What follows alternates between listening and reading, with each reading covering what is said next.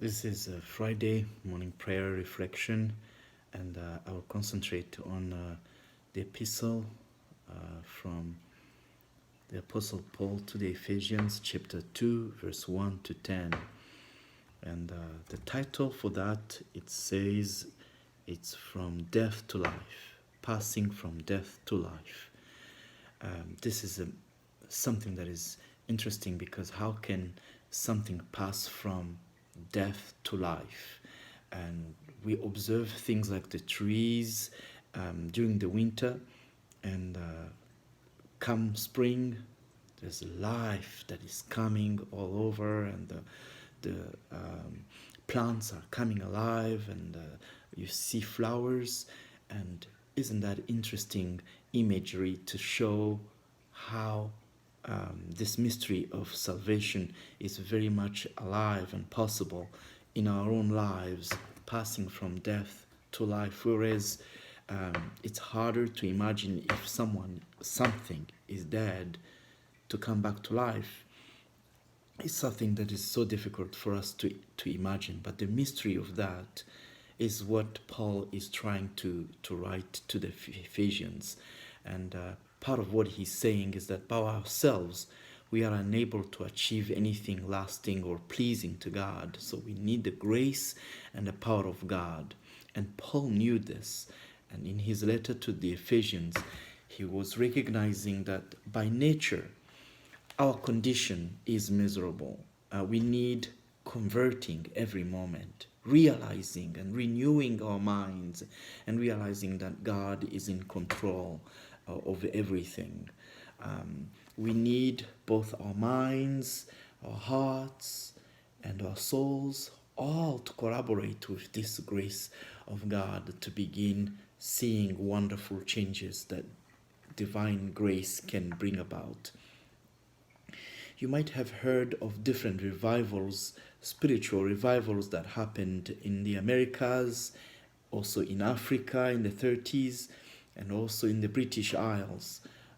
People converted, and their lives changed. Their lives took a complete turn. Whatever they were doing before was completely different from whom they became in Christ Jesus. There were some real great stories of conversion in those countries. But people did decide to do what I call a heart overhaul. It is almost like when the mechanics decided to make an engine overhaul. Imagine those mighty jet engines. However, how big they are, they remove them and they go work on them and change things inside, but after they are done with the overhaul of the system, they can put them back on the aircraft, and they all look fully repaired and good as new. And this is what God does with us. He gives us a new heart, a regenerate heart, a changed heart, and a heart that is not necessarily free of sin. It is not a free sin state. That's not what Paul is saying here. He's saying that now Ephesians have discovered the power of the grace of God and how they, and consequently us, should act accordingly. Not like those who have knowledge of God, that you are now acting like people who have known God, whose actions completely reflect who your God is. He's saying that he was differentiating a life lived completely in sin, heart and mind, everything all drenched in there, and they're actually in active spiritual death. And Paul says that in this state, one is destitute.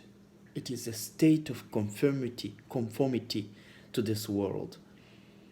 It is as if he was saying that this gravity pulling, or the pulling force that naturally draws us captive to the God, small g, God of this world. And the Ephesians are basically told to swim against the tide. And this is how Paul says it. That's not about what you can do. It is a gift from God. By grace, you have been saved through faith. And it is God's gift to you, not the results of work or what you would put in it. But look, your swimming against the tide will not be yours to do. That God will do the heavy lifting, or should we say, the muscle working. It is God's gift to you that you will be able to do this swimming, because now you are in the state of redemption. Jesus Christ did everything for you. But hear this, your new way of life in Jesus Christ will produce the good works that pleases God by faith. We will be holy because of who calls us is holy. That's a scripture in 1 Peter. And again, it says this, which I feel is very fitting for us today. I find this in 1 Peter chapter 5. Humble yourself under the mighty hand of God. Clothe yourselves with humility in the dealings with each other. Cast your anxiety on Him because He cares for you. Discipline yourself and keep alert. Keep resisting the devil and his worldly kingdom. Remain steadfast in your faith. May your walk with Christ be a blessing to you today. Amen.